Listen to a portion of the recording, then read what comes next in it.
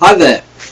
In the first presentation we looked at how did we get consumers into your store who'd never walked in the door but knew where your business existed. Let's take this a stage further now. Let's look at consumers that walk in your door but you want to get them to come in a lot more often. So it may be that you've got consumers on average coming 6 times a year to your business. How can we make that 7 or 8 times a year?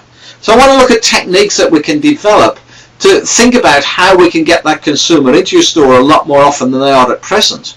And of course the first, probably the one that's used by many retailers, is a loyalty club. Now I'm using the word loyalty club because I'm not a great believer in the discount card. The loyalty club should add value to the consumer's experience, not provide them with a cheaper experience. So you need to develop a loyalty club where that loyalty club can add value for the consumer's experience. It's very dangerous to discount your core product. I often use the term that McDonald's don't discount a hamburger, Kentucky Fried Chicken don't discount the chicken. Well, you've got other value areas around the core product that they can use to add value. So we need to look at how do we add value through a loyalty scheme. It could be we offer a book that's produced by an author that's relating to what you're doing. It could be we get guest speakers in. We could provide discounts for workshops. We could provide complementary allied products to enhance the experience for the consumer. But I'm a great believer in the loyalty club. And I know many big businesses have these very expensive cards, etc. I think even as a small business you can provide a loyalty club to add value to the customer from that point of view. So now my number one in getting people in more often is the loyalty club. Secondly, don't forget the mobile phone, which is one of the most powerful marketing tools around today. How are you going to use the mobile phone to get people in more often? Can you SMS them when there's a special offer in your business? And of course Twitter could use the same sort of techniques for you. But if you know your phone numbers of your clients and they're happy for you to use Twitter or SMS, why not communicate with them when there's a special event coming on? You may have some new products and you may want to tell the customer, SMS them and tell them there's a new product coming in. You may have just a few products left and you want to move them quickly. Again, an SMS to your regular clientele telling them that the promotion is going on. So they get the benefit over people that don't come in your business very often at all. So you could almost have this secret club as far as SMS communicating is concerned to get people in your business, to develop your business from that point of view. The next thing we need to think about in developing your business is don't send Christmas cards. Businesses send Christmas cards. We've just had a load of Christmas cards through to our business. And yes, we do send Christmas cards out ourselves, but don't look on them as marketing tools. Christmas cards are not a marketing tool because there's so many in the marketplace. But if you sent out a Groundhog Day card, a birthday card, a Mother's Day card, an Australia Day card, if you took one of the events that most people aren't celebrating and sent a client a card, then it would register in their mind. So don't look at Christmas cards as a marketing campaign, but look at other events in the consumer's life and in the national life where you could send a card and celebrate with your consumers.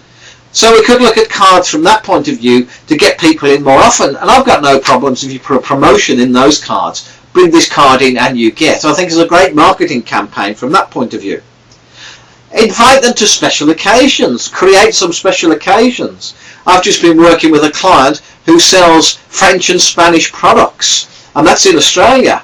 So what we started thinking about is having French evenings and Spanish evenings for their favourite customers and their loyal customers. So we could have special event occasions that relate to what they're doing or what the retailer is doing, just to build traffic from that point of view. So don't forget to think about all these type of events, and you could brainstorm a whole series of those events once we start going through the thinking process. Remember the important strategy, the delight strategy in your business. Delight equals expectation plus 1.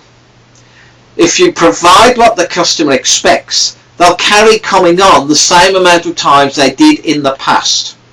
If you delight them, expectation plus 1, they will talk about you and are more likely to come into your store more often. So you need a strategy of delight equals expectation plus 1. That plus 1 is a low cost to you and a high value to your consumer. So what can you put together that is also interchangeable and changeable as far as delight strategies are concerned? expectation plus one. It's the plus one that's important when it comes to your delight strategies. Why not create some collectibles if you can?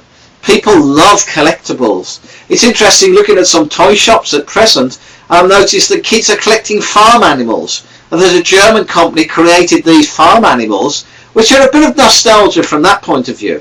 They've hooked in their grandparents and the kids in collecting farm animals.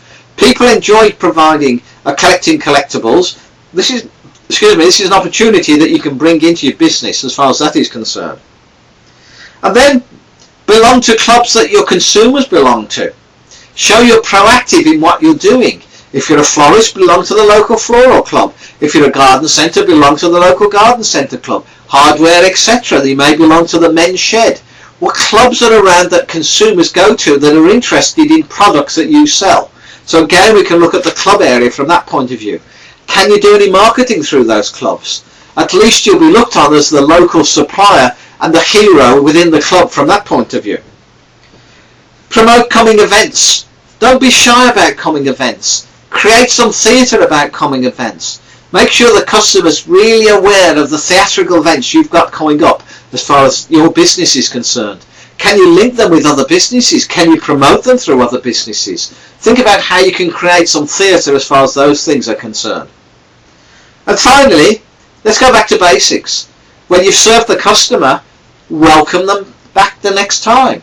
So rather than just process them and let them pay, tell them you hope they enjoy the experience with the product they've just bought, but also welcome them back. Tell them you look forward to seeing them. Some of the basic stuff can be low cost or no cost.